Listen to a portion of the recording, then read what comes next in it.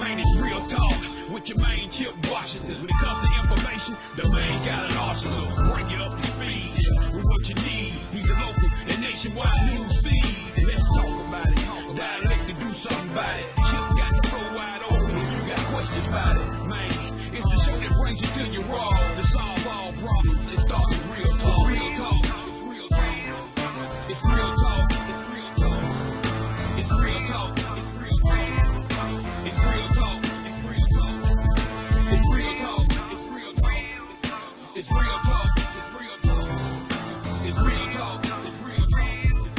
It's real talk. It's real talk. It's real talk. Yeah. Welcome to Real Talk with your host, Chip Washington. It's real talk. It's real talk. It's real talk.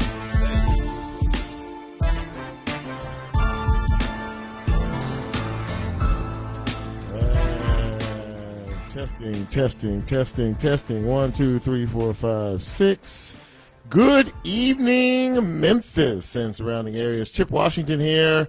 If it's Monday, it is a brand new Real Talk, and we're very happy that we're here, and also happy to have you here. I have one question before we even start this show.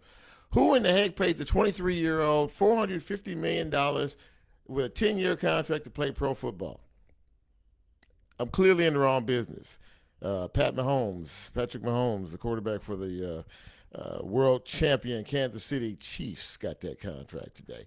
How are you doing? How's everybody doing? Since the last time we hooked up about a week or so ago, we are in the first full week of July. Ladies and gentlemen, time is absolutely flying. But as always, I'm very happy to have you out there, wherever you are out there.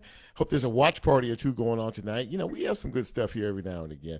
Hey, if you are celebrating or had celebrated a birthday, an anniversary, or a special event the last 3 days, happy birthday, happy anniversary, happy special event to you. Glad you are still with us. Ladies and gentlemen, I don't know if you've heard about this or not, but there is something called COVID-19 that is going around, and it is very deadly, and it is very serious, and it is very dangerous. The last time we hooked up, I don't know that they mandated, but now masks are mandated anywhere in the county, period. If you are 12 years old and older, you need to wear one wherever it is you are, period, in the county, city, county, wherever. 12 years and older, mask mandate. Now you're asking yourself, well, you know, what are they going to do? If I don't wear a mask, what are they going to do?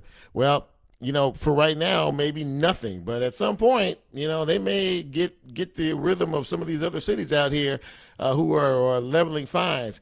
I don't know if you saw the video. We just had a 4th of July holiday over the weekend. And, of course, there were hundreds upon hundreds of people out celebrating on the beach, in the bars, on the streets, even here in Memphis. So in about a week or so, we'll see exactly how wise a decision that was. 130,000 of our brothers and sisters have perished from this disease. The numbers in Shelby County are frightening. They are so high. Throughout the state of Tennessee, they set a daily record a couple of days ago for positive COVID cases. We sadly hit a milestone here today, 200 deaths as a result of this virus here in the county. So, ladies and gentlemen, you know, whether you want to or not, I'd like to keep you around for a while. Be good for you to stay around for a while. So, you know what? You might want to invest in one of these. These things are very valuable, and they will be more valuable as time comes. Don't let them shut this city down again. If this keeps up, they will have to shut it down again, Chip's prediction. And if they shut it down again, you're really going to be upset because you won't be able to find any toilet paper or paper towels. So just, you know what, if we exercise, if it's a little stressful, but if we exercise a little common sense, guess what? It might help us out in the end. Hello, Gortria. I see you out there. Hello, Wanda. I see you out there as well. Hey, we got a good show tonight. We have 3 bright and talented women who are going to educate us all before the night is over. We have Dr. Carol Johnson Dean, who is the interim president of Lemoyne-Owen College. And they were the recipients of a very large gift. If you tell us all about that, somewhere in the vicinity of $40 million, give or take. So that's very exciting news for Lemoyne-Owen and for the future of the college as well. So I look forward to talking with her in just a few minutes. She's going to be calling us.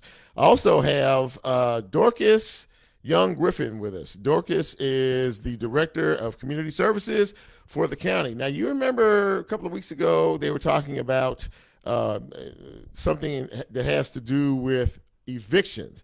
Evictions we're going to start picking up again for some of these apartments and these homes and things like that. Well, Dorcas introduced a program. It's called the Eviction Settlement Fund, and she's going to explain that to us. If you have questions, hit me up over here on the old Facebook Live, and we will see if we can endeavor to get an answer for you. But that's a very, very big deal. $2 million, that's not going to go far, but, you know, if you are in a position where it's tight because of job loss or other situations, you might want to zip in on this conversation, Eviction Settlement Fund. And finally, we're going to talk to Janice Lee. And Janice is the Vice President of MICA. And if you don't know what MICA stands for, it stands for Memphis Interfaith Coalition for Action and Hope. In other words, this is a group that is dedicated to making things better for all of us in this city, from police reform to governmental reform to various changes that need to be made. And they're going to talk to us about some of their programs and some of their initiatives. You know, they were involved in terms of the protests that were happening, at least from their end, and some of the discussions that happened as well. So it's going to be a good conversation, because as we can see, protests in this country are still going forward. There is still a call and a need for change out here, and people are demanding that change, no matter what, who, when, or where.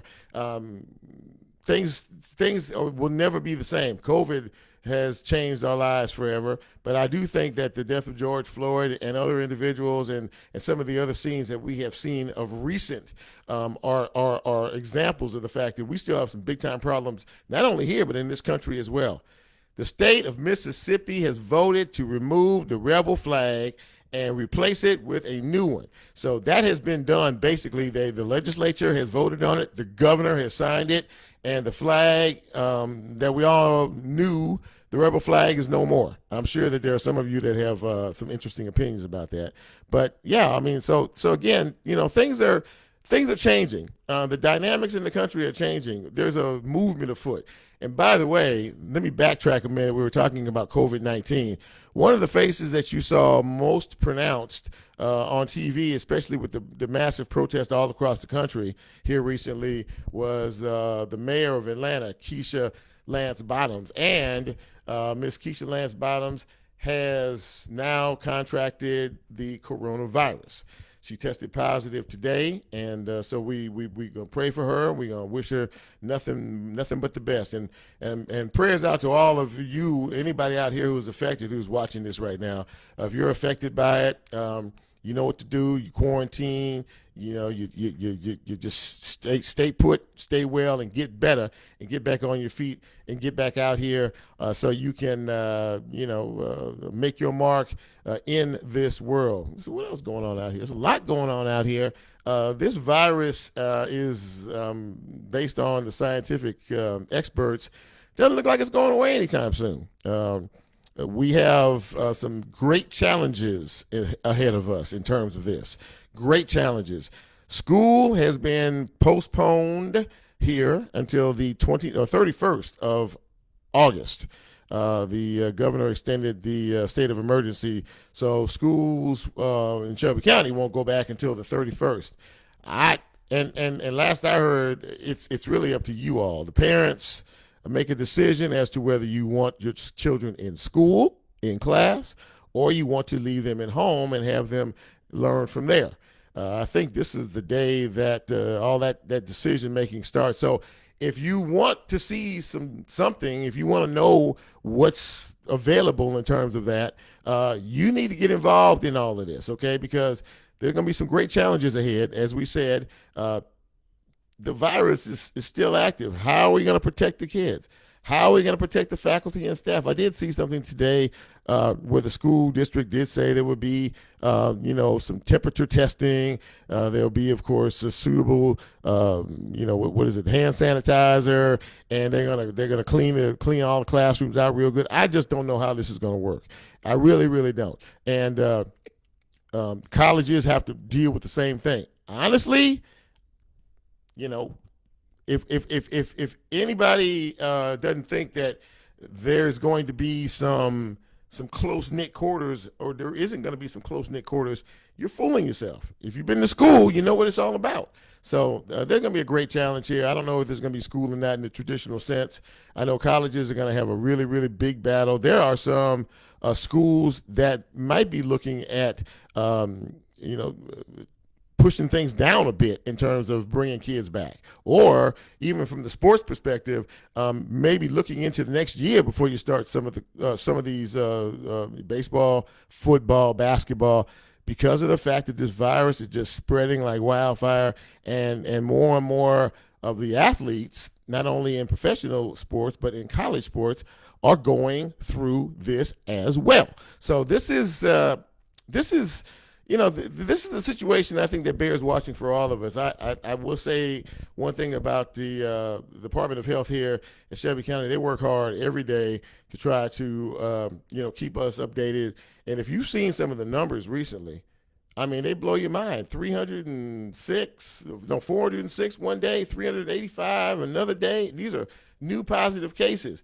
Today there were 190 new positive cases and 2 deaths, and it's just it's just tough. Cliff, I see you, man. Good evening to you too, sir. I'm glad you decided to join us. As I said, we have a good show for you tonight. And in addition to everything else that's going on, I'd like to know what you think about school. I'd like to know what you think about going back to work. Is the city, which is we're at 2 now, what is it, the phase 2? Are there going to be some modifications to phase 2, which means are they going to cut back on even more things like restaurants and bars? I think so. I think that you have to do something to stop all of this, or at least slow it down. There was word last week that, there probably are going to be some new restrictions added here in the city, because when they let you all out the barn the first time, you went crazy and you forgot your way home. And now, we're all paying the consequences for it. But I think it's going to get a little worse before it gets better. I know I'm a ray of sunshine. That's just kind of how I am. So anyway, I really want to know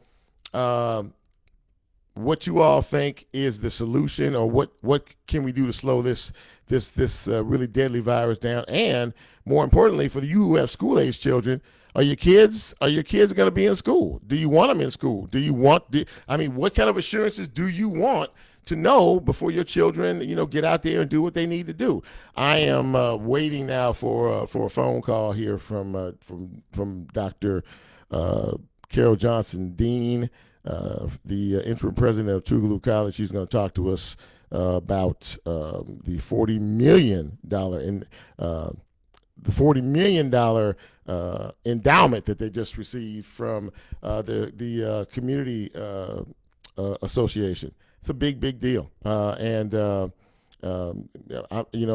one of the historical black colleges and universities in the country, this is a big deal. I thought I heard somebody saying something to me. Anyway, we good here. You're on Real Talk, and are you saying something to me? I guess not. Okay, she might be talking to the dog. Anyway, I'm hearing voices from the other side of the house. Anyway, I'm looking at some of you all here and online and seeing what everybody's thinking and seeing what everybody's doing. And Wanda Albertson is speaking to a lot of people here. Speaking to a lot of different people here, as I'm looking over here to the side of things, and we have had a very big increase in violence. Violence has really perpetuated itself. What? Oh, did I say? I misspoke, and I let me backtrack here. Dr. Carol Johnson Dean is the interim president of Lemoyne Owen College. See, if you people were paying attention, you would have caught that. You should have caught that, and that. But so my apologies to anybody who is a is a Lemoyne Owen alum. I used to work at Tougaloo College some years ago, so I'm that one always sticks in my head. But anyway, we're talking about the violence that we've seen in the streets. Chicago, for a classic example, this weekend it had a tremendous amount of violence. I mean, children shot down. The 7-year-old, the 9-year-old, 10-year-old, all shot and murdered. Something like 23, murders in the city of Chicago. They're catching up. I mean, there's a lot going on here as well. A lot of folks out here. And these highway shootings, again, cropping up all over the place. We are seeing an influx in highway shooting, women getting killed here in particular, getting shot at on the interstate. That has happened for the last several days. A lot of accidents, a lot of folks out here with short fuses, taking each other out. It seems like when it rains, it pours. And we were denied one. Now we're dealing with a very, very hot summer. The temperatures in 90s and heat index 100 degrees. And let me tell you something. That heat index 100 degrees makes it feel really, really, really hot. So yeah, that in cooperation with maybe you not working, in cooperation with trying to figure out how you deal with daily life, adds a lot of added stress on you. And like I said, we're praying on you. We're praying for you, all the way. I'm kind of in a quandary here, so I'm going to make a phone call. And if I have to change courses in the middle of the stream, you know what? That's what we do. I'm going to call. Let's see, Miss Dorcas. I'm gonna call her now. I told her I was gonna call her later, but I think because I hadn't gotten my phone call from Dr. Johnson. Dean, we'll forge ahead here. For those of you who want to talk about this eviction settlement fund that we have going here, that she has going in her office, she announced it last week. So we're going to talk about that a little bit now. And if you have any questions, of course, we would love to entertain them. The phone is ringing, and we'll move on this Monday, Real Talk. She's probably not even sitting by her phone now. That's 3. That's 4. Come on, Dorcas. Okay. All right, this is the Jinx Show, apparently. Your call has been forwarded. We're not gonna, okay, that's fine. So anyway, all right, here we go. It's going to be a magical, unmagical Monday because I don't really know how much, more talking. I could talk now for quite a while, and you might get really sick and tired of talking to me or listening to me talk. But trust me, we do have a good show. If all the stars line up properly here, we do have a good show for you tonight. And, again, I've been wondering about how we are going to reinsert ourselves back into society in terms of what we're dealing with. And I'd like to know what you're dealing with. Okay, this is Dorcas. Okay, so we're going to take her right now, and then we'll move forward. Well, you know what? My first guest didn't call me, and I called you, and I said, okay, here we go. So anyway, now look, if interim president Carol Johnson Dean calls in, I'm going to have to call you back, okay? That is fine. My no problem. My friend, ladies and gentlemen, Ms. Dorcas Griffin is on the phone. She is the Director of Community Services for Shelby County. And it's good to talk to you, my friend. Thank you for calling in. It's great to talk to you, too. I am so sorry. I could hear you calling me, and my son hid my phone from me. Oh, and I couldn't find it. Yeah, see, the gremlins are on the loose tonight in this city. Well, look, we're going to get right to it. And because you really you introduced the program a week or so ago that a lot of people have a great interest in, and that is the Eviction Settlement Fund. And if you wouldn't mind talking to our listeners about what that's about and, just kind of walk us through that whole process? Yes, sir. Well, thank you so much for inviting me tonight. I'm Anytime. glad to be here with you all. The Eviction Settlement Fund really was an idea that was birthed from, I can't even take credit for it. It's from my little brother, Paul Young, who is the director for the City of Memphis Housing and Community Development. Yes. He and many of his colleagues that work in community development corporations, Memphis Area Legal Services, particularly Neighborhood Preservation, Inc., they all got together and recognized the real need that we had in this community to address evictions that we knew would be on the way through COVID. Right. I know a lot of folks saw media attention around 9,000 cases being in the courts. Absolutely. When the courts opened back up. Now, one thing I will say is that, unfortunately, that number is not that off from where we would have been even if COVID didn't exist. Really? And so what we know, yes, we Wow. have about 2,500 cases a month. And if you think about the fact that the courts were closed for about 3 months, that is around where we would have been. Okay. So that says a couple of things. It says, clearly people are in need during COVID, but clearly people are in need even outside of COVID. And so we really have challenges and what I would say is a crisis around housing insecurity for folks around our community. And so, we saw an opportunity with the investments that the federal government was making here with CARES Act dollars and said, hey, what can we do with these CARES Act dollars to really help folks that may be facing evictions because of COVID. And so we were able to put together a program in conjunction with the General Sessions Courts where we have attorneys that will be working through Memphis Area Legal Services and the University of Memphis Law School to actually come to settlements with landlords and tenants so that we can actually settle those cases so that those folks are not evicted and landlords will be able to get payments during this time. Wow, that's okay. That in and of itself is a really good thing. And ladies and gentlemen, if you're just tuning in, we're talking with Dorcas Griffin. She is the director of community services for Shelby County. And guess what? Guess who's calling me now? Dr. Johnson, who I love. I'm gonna call you back. Okay. You sure do that. Okay. All right. Okay, Thank bye. you. This is Real Talk. Hi, this is Carol Johnson Dean, interim president, Lemoyne Orange College. Dr. Carol Johnson Dean, it is so nice to have you on the show. You had me tap dancing here. That's okay though. I'm not a bad dancer. It's okay. I'm sorry that the magicians weren't working as well as they usually work tricks tonight. That's okay. We're here in the house, so that's okay. Well, look, I'm glad to have you. I really am, and thank you for taking a few minutes out of your busy schedule to talk to our audience tonight. Really, really appreciate it. I wanted to talk to you because you got a nice little gift last week, a little small, little something for Lemoyne Orange College, and I wanted you to share that joy with our audience tonight. Something to the tune of $40 million.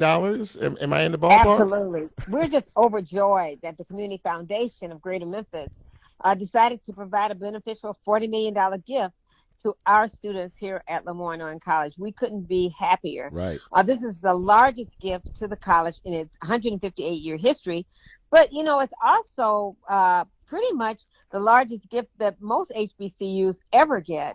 And so, but this donation definitely strengthens our ability to provide scholarships, improve our academic programs and partnerships. And actually, we're hoping it'll help drive enrollment because we do want more students to choose to attend the only historically Black college right here in Memphis. Absolutely. And can you tell us how this came to pass, how this came to be with because this is an extraordinarily large gift, and I know you can do so much with it. So, yeah. Yes. Well, our Board of Trustees, chaired by Reverend Christopher Davis, and the entire trustees are really excited. Well, we've been going all over the city actually asking for donations from the churches, the organizations in town, the community groups, and people have been helping us put computers in the hands of our students during the pandemic, making sure they could get online with some of the internet services and supports. So this was really something, but we weren't expecting a gift at this level. And from the Community Foundation, we certainly have been asking lots of people, and people have been stepping up to help us. A lot of the churches, we've had LOC Sundays throughout the community, but most of those gifts we've gotten before the pandemic, before a lot of the issues around racial issues that have come up. And we think that, people have become much more aware of the role historically Black colleges play in our community. Yes. We've become more aware of the racist practices that are just deeply embedded in our community and communities around this country. And we're just pleased that the Community Foundation decided to make a real commitment to its principles and to the mission that we serve. A lot of people in Memphis sometimes don't even know LeMoyne-Owen College exists. Right here on Walker, Mississippi. And so many leaders in our community have come right from LeMoyne-Owen College. And so we just are pleased that everybody is now recognizing the importance of educating the students here, many of whom are first the person in their family to go to college. And really close to 90% of our students are getting some kind of state or financial aid to actually attend college. So it's going to make a huge difference in our community and for our students in particular. We are speaking with Dr. Carol Johnson, Dean, Interim President, LeMoyne-Owen College, talking to us about the $40 million endowment. And now that you have this, now you have to start the plan. Now you have to start to figure out, where we're going. Now, one thing you did say that really caught my ear is attracting more students to LeMoyne-Owen, getting the enrollment up. And, of course, that will help things all around, too, will it not? Absolutely. And, for a very long time in our history, African-American students could only attend historically Black colleges. Today, they have lots of different choices. And so sometimes people ask me, well, why do we still need historically Black colleges? And that's precisely what we need. We need historically Black colleges because to develop the next generation of leaders in our community who will focus on the needs in the Black community, who will focus on the challenging and persistent issues. We need leadership that we believe we produce the best leadership in the community. Everybody knows that the first Black superintendent, the first Black mayor of Memphis was W. Willie Harrington. Yeah. And he's just one example. There are many examples, Benjamin Hooks, Lois D. Berry, all of them. People think of them as in the past, but even today, when you look at the state legislature, you see people like Larry Miller, who's been there over 25 years, or Joe Towns. And if you look at the county commission, you see people like Mikhail Lowry or Reginald Milton. So even though we're a small college, we're disproportionately represented in the leadership in this community and teachers. It's hard to have anybody not know somebody who went to LeMoyne-Owen College. They may not have gone themselves, but when you ask them, somebody in their family went. Lots of students are touched by LeMoyne-Owen College. Amen to that. Amen to that. Okay, so now I'm going to ask you that difficult question. Well, one of them anyway. We have a little thing called the coronavirus that's going on out here, and it has basically affected and stopped everything in its tracks. You have a monster job, obviously, trying to figure out how to get kids back in school. I'm sure you're probably starting to work on that a little bit and trying to figure out how to reinsert folks through all of this. Yes, we have been working very hard in preparation. But just so you know, Chip, we have had students in college all summer long. We had a first summer session and a second summer session, all virtual. I didn't. So, okay. Right. March 16th, our students went out on spring break. Yeah. And then March 23rd, that week, we did all training of faculty. And by March 30th, all of our students were online virtually.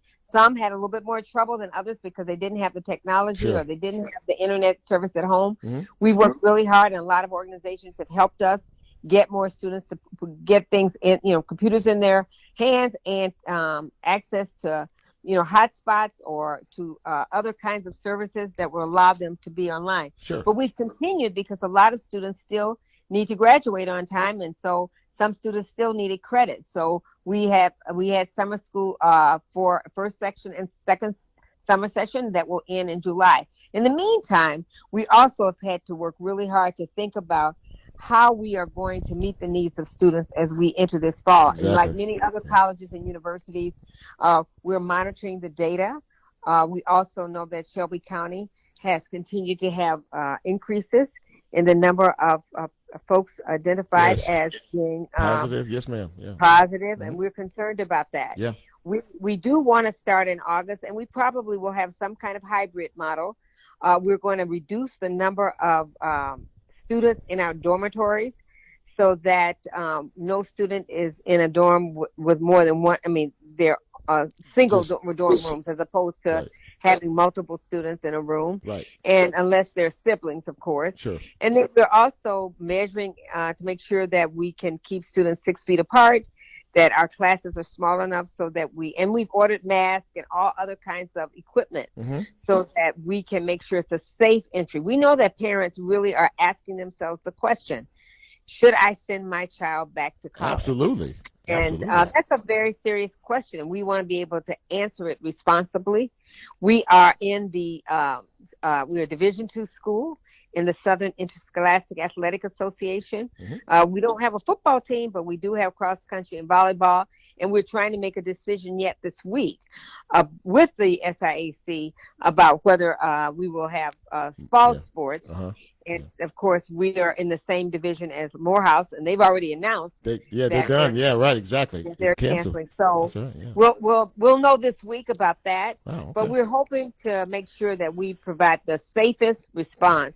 And if it means that we still have some students taking some classes online, we're prepared to do that. Okay. Well, listen. I first of all, once again, congratulations. Thank you for taking some time to call us and listen. When you start to move forward with certain things and that you want us all to know, you are always welcome back to this little old show. I just want you to know that. Well, thank you so much. We know the magic never stops at Lemoyne College, and we hope people will think about sending their students to join us here this fall. Thank you, Dr. Carol Johnson Dean. We appreciate you. Thank you so much. Take care. All right. Well, there you go. See, now this is the only HBCU in this area. There are a lot of folks who are very proud, including myself, of Lemoyne College and what they have done, what they are doing, and with this one steering the ship, Dr. Carol Johnson Dean. I told somebody earlier, I said, well, you know what? I said that interim is going to come out pretty quick in terms of what she's done because of how she's done what she's done.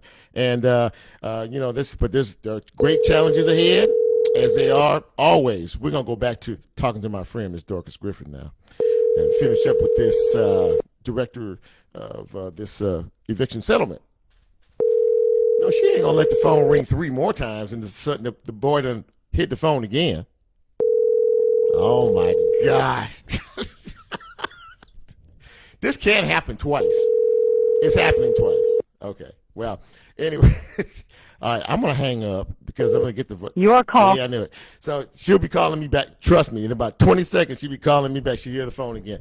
But anyway, that was a great conversation with Dr. Dean, Dr. Johnson Dean, about what's going on in Lemoyne. What do you think about that? I didn't know they were still in school. I know many people are using the virtual option, but these challenges are really, really, really, really great. And there she is again. Every time I get on a roll, she interrupts me. You know, I'm rolling on because I rolled past you. And no, I said to myself, no, she did not do this twice to me. I was listening. This is unbelievable. I promise you. I think there is a gremlin in the I'm phone. not talking to you. You know what? Now the son went and he done took the phone again, and mommy's using it for a walkie-talkie or whatever he's using it for now. You can't find. Anyway, well, thank you for calling back, Dorcas. I appreciate that. Absolutely. Okay, so Absolutely. now we were talking about this, and this is a very, very important program. You all wanted to find a way to help so many folks who are dealing with this particular situation, and let's pick up from there. Yeah, I mean, we know that housing insecurity is a huge issue here. Huge. And so we recognize that we had an opportunity with these funds, these federal CARES dollars, to really be innovative and creative in how we would address the issues around evictions during this time. Sure. And so we're able to use money that we receive from the CARES Act to actually pay off settled agreement amounts between a landlord and tenant to prevent the tenant from being evicted. And also the other side of this is that landlords have a business to run. And so we know that they need, the money to continue their business. Sure. And tenants need somewhere to live that is safe and where they know they can have housing. And so it's really a win-win. And we are hopeful that even during this time where we're really focusing these funds around those evictions that are related to COVID, we're hopeful that this program can be something that will evolve into a best practice where even after COVID has gone on, which I hope is sooner than later, that we still will have this program in place to be able to help people in Shelby County. Okay, so and we're talking with Dorcas Griffin. She is the Director of Community Services for Shelby County, talking to us about the Eviction Settlement Fund. All right, so how does all this work? I mean, in terms of, is this something that people can apply for? Is it something, how does it work exactly? So it is, I will say this first, and I've said it to many people, this is an airplane that we are building as we fly it. I got you. Everything with COVID has been you respond very immediately and kind of have to figure out the kinks as you go along. Absolutely. The first thing I would say is that these funds and this fund is particularly for those tenants that are currently in the process of an eviction. Okay. And so we are actually working directly with the courts to identify some of those cases. We also have landlords that are able to reach out to us, and there are tenants that can reach out to us. Okay. There's a screening process that people can go through if they go to home901.org and go to COVID resources. There's a form there where they will be able to get screened and see if this is a program that they're eligible for. What's the pile of money that we're talking about? Was it $2 million? Did I get that right, or is that is that? Right now, it's $2 million. Okay. That's about $1 million from the city that they're looking at putting in, and about $1 million that we'll be looking to put in from the county. Okay. I know that a lot of folks are like, $2 million is nothing, but it's a start. And I think, as we see the need, as we see the opportunity to maybe increase the level of funding, we'll look at that and revisit it as we go along. You mentioned a few minutes ago, and it's very true, that the landlords and those folks are in business to make money. How difficult is it to negotiate some type of deal with them? And I know every case is clearly different, but how receptive are they? How difficult? Because I'm pretty sure that some of these are not too easy in terms of how much they want versus how much they're owed. Well, so we really are in the infancy of the actual negotiations, and so I can't give you a percentage of landlords that have absolutely said no and those that have said yes. Right. But we did do some homework before we even rolled this out, and did some surveys with landlords across the community to find out if this was even something that they would be receptive to. Yes. And overwhelmingly, landlords were receptive to this being a program and something that they would be willing to work with tenants and the county and city on. So I think that there is absolutely willingness to do this. I think, again, the landlords are people too. And I think sometimes we forget that, but they have businesses, but they also recognize that, it is in everyone's best interest if we can keep people stably housed. Yeah, yeah. And so if there is a program that can support people to be stably housed, many of the landlords, and I will never say all of anybody, but many of the landlords that we have talked to recognize the value of this for the community. Well, something is better than nothing. That sounds like Right. what you're saying, and I mean, and that's the first thing that came to my mind. Look, you know what? We can argue all day long, but if you leave here with something, that's better than you leaving here empty-handed. And Right. and then like you say, I do think. I mean, I realize business is business, and I understand all that, but because of the highly unusual dynamic of what we're dealing with this COVID, and that people are thrust into situations that they just absolutely never thought they would be in terms of the difficulty of trying to make it day by day, that programs like this are really necessary. And I would assume that there are some landlords who really do understand and really do have a heart for these people that are trying to keep roofs over their heads. Yes, I think so. I think so. I think everyone recognizes that we are living in some unusual, unprecedented times. Absolutely. And so these times are going to call for unprecedented actions. Mm-hmm. And I think that many people are on board for this. Yeah. So we are still working at the kinks of, like, you put something on paper Mm-hmm. and you come up with an idea and a flow. Sure. But now what we're doing is actually having cases to come through and figuring out how the process really looks in reality. So Okay. we'll adjust as we need to, but we knew we had to do something. Yeah. And you got to start somewhere. Well, you know what? Kudos and congratulations to you all for even coming up with the idea of utilizing this money, I think, in a very necessary way.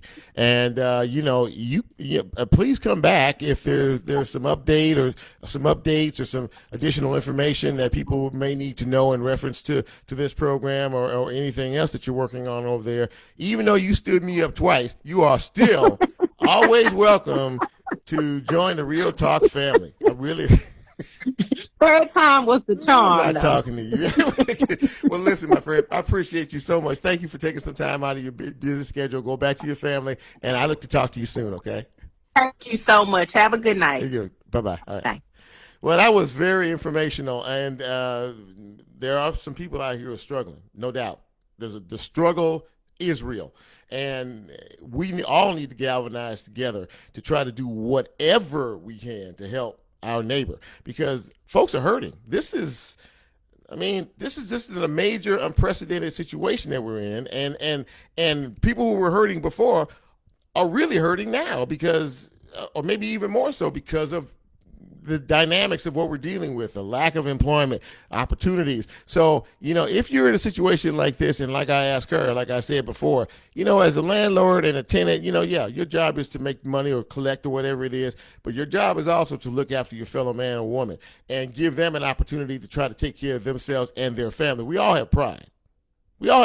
So, I really commend the county for this program. And if you have any questions about it, call the Director of Community Service, Office of Community Services in Shelby County, and I'm sure they'll be able to give you some additional information on that. That was a very enjoyable phone call. All right, now we're going to switch gears here, and I want to find out from someone who can talk to me from the action perspective. Micah, the Memphis Interfaith Coalition for Action and Hope, has been around for a while, and they are a group who is dedicated to trying to create change in our city. And we're going to talk to somebody who's going to talk to us a little bit about what they're doing and maybe some of the projects that they have coming up that might interest you. So hang on. Been a good show so far. I hope you like it. I'm glad you're here wherever you are, if you're checking us out. Hello. Hey, how are you, Miss Janice? I'm doing well. How are you? I'm doing fine, ladies and gentlemen. Janice Lee is the vice president of MICA, which is the Memphis Interfaith Coalition for Action and Hope. And Janice, thank you so much for taking a few minutes to talk to us. I really appreciate it. Well, thank you for having me on. Well, listen. So Micah has several programs that they are working with, all social justice programs, trying to make it a better place to be and to live and to work and to serve. And if you wouldn't mind kind of sharing with our listeners some of the programs that you all are working on and some of the initiatives that you are working on to try to make things better for all of us here in the Mid-South. Sure, thank you. As probably those who are not familiar with Micah, we've been around for more than 3 years now, and we have over 60 community partners, churches, synagogues, temples, labor unions, nonprofits, and community groups who've come together around shared values, working to create a more just and equitable community for all of the residents in the greater Memphis area, regardless of race, gender, or zip code. And so we're working together. When we started, we formed around 3 major issues, which became our task forces, and that was economic equity, education equity, and immigration and intercultural equity. Okay. And so we've got the 3 task forces, and they've been working hard. We've just released our Justice and Equity Charter. Yes. For Memphis and Shelby County, and it kind of outlines a lot of the points that we are working on. It's not the specific asks, but it is some of the points that we're working towards, and it outlines our beliefs. For instance, around police accountability, it states that Micah believes that law enforcement should be focused on serving the community's needs, enhancing the quality of neighborhood life for all residents, providing prevention and community-centered safety policing. Micah, we have been in conversation with the Memphis Police Department and the Shelby County Sheriff's Office around issues of transparency, training, community interaction, and we have reached out and met with both of those leaders, both Director Rawlings and Sheriff Bonner. We are working on issues around criminal justice reform. One of the things that we think is so important is that we believe in safeguarding the full humanity and preserving the rights for all citizens, and that includes those who may be returning citizens, whether they were in a local jail or in a prison, but that they're returning, and giving them the opportunities to have their rights restored, right, so that they can vote, so that they can get meaningful, well-paying jobs, and become productive again back into society, instead of wearing the label and the stigma the whole time. And we're working on systemic inequity across the education system, working to make sure that the city commits to its youth.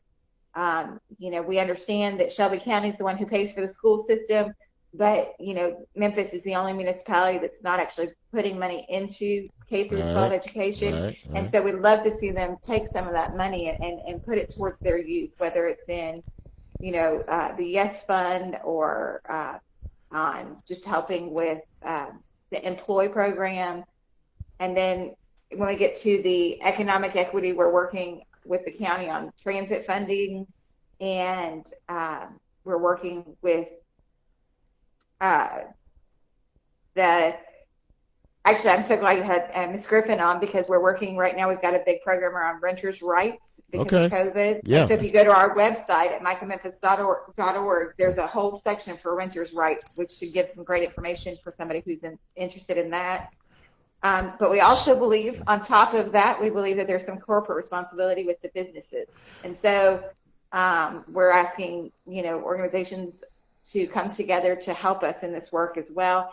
And, we've been working with First Horizon Bank, formerly First Tennessee. They've committed, I can't remember the number, so don't hold me to it, but somewhere $1.4 billion to put back into our community. I mean, that's big. That's big deal. So that's the kind of stuff we're working on. Well, we're speaking with Janice Lee, and she is the vice president for MICA, which is the Memphis Interfaith Coalition for Action and Hope. And as I was listening to you run down the list of issues and concerns that you all are trying to work with the local officials to address, a simple question: Yeah.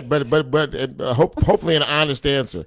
I mean, when you approach them, and it sounds like there's a clear vision that you all have that you bring to the leaders in the city.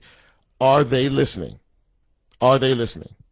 Well, we've been really grateful to have great working relationships. Well, at least been allowed to engage in great relationships and working dialogues with members of City Council, County Commissioners, Mayor Harris, Director Rawlings, and Sheriff Bonner. We have not been as successful at getting at the table with Mayor Strickland, and that's unfortunate. But I think that we are grateful for those opportunities we've had to start the dialogue. But talking's not enough. We're looking for some action. We're looking for some transformational change, right. some serious shifts. But I will say we would like to see continued work with those who have already started the work with us, and we are hoping that the mayor will jump on board as well, Mayor Strickland. Mayor Harris is already doing it. Okay, well, that's good, but you need everybody everybody needs to be around that table. And we're in the midst we're clearly in the midst of a national movement.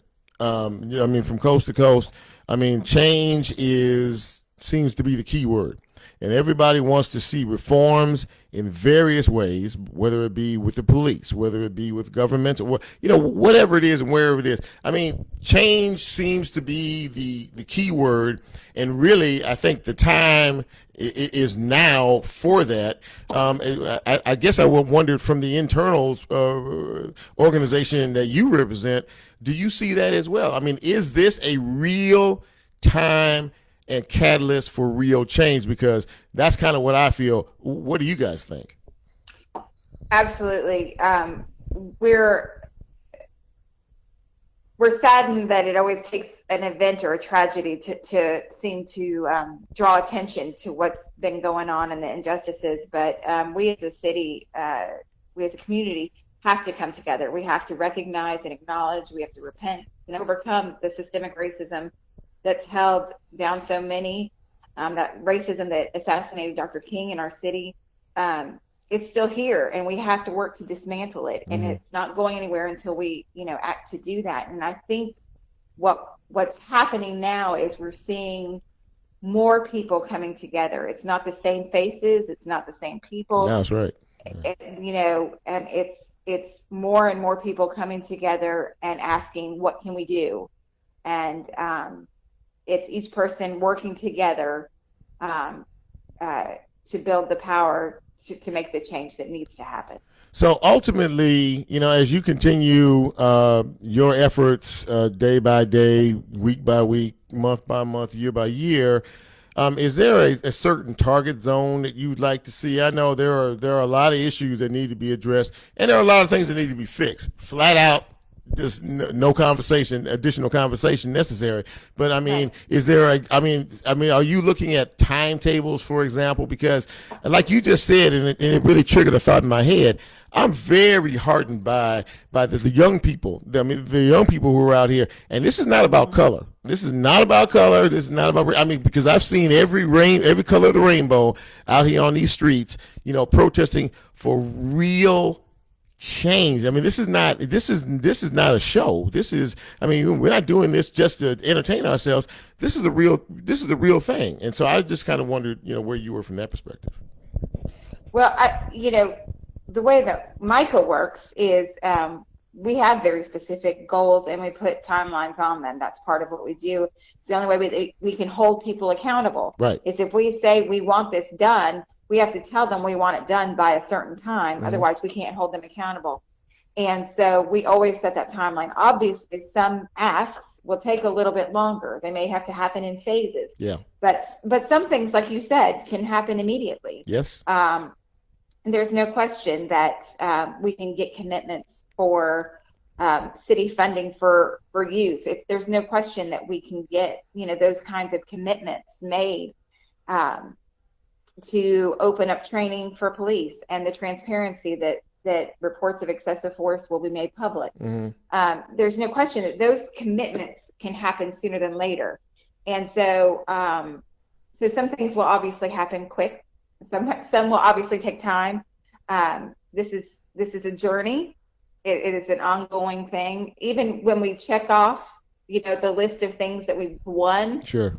The work won't go away, and we're going to keep at it. But I'm like you. I do feel heartened. And, speaking of youth, Mike has got their own youth council, and they are the most, to me, the most hopeful group. When we met with Director Rawlings a couple weeks ago, the youth asked to be in the room. They addressed Director Rawlings directly. They asked him their questions, and they made an ask of him, a yes or no ask. And so to watch that in them, to see that they are embracing their drive and their push for justice. Yeah. Even, 14, 15 years old. Yes. That's where you can really draw some hope, and it's really great. You are exactly 100% right. And Miss Denise Lee, thank you so much for spending some time with us and explaining to the audience what your organization is all about and what you're trying to do to make things better for us here in Memphis and the Mid-South. And listen, anytime you have an initiative or a program or something that you want to share, you're always welcome back on the show. Well, thank you. And I invite everyone to follow us. We're on Facebook, and we also have our website at micahmemphis.org. We would love to see everybody come on to our next meeting, which is next Tuesday. Absolutely. And thank you again. Really appreciate your time. Thank you so much. Well, thank you. Okay. Take care. Bye-bye.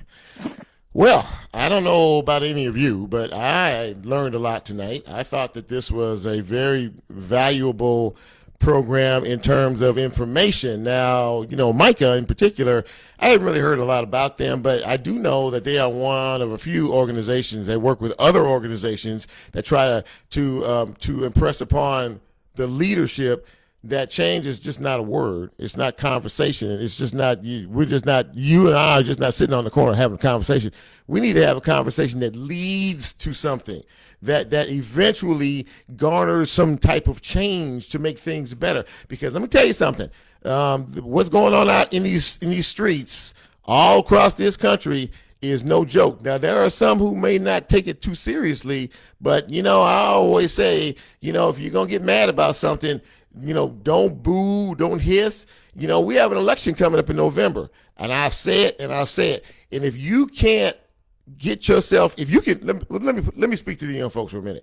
If you can get up and get out into these streets hot, the weather's hot, and you're marching up and down these roads and you're demonstrating peacefully and you're doing the right thing because you believe in what you're talking about and you believe that we need to move forward, don't boo, vote. In November, there is an election. And there's a big election, but guess what? There is a big national election for the presidency of the United States. But that's just one election. You know what? Ground root starts from the ground up. And there are local elections too. And if you really want change, and if you really feel like, that's it, and you want to hold somebody accountable, hold somebody accountable at the ballot box, because I guarantee you one thing, they will be paying attention to you if that's the case. So, we really need to galvanize a voter movement is what we need to do.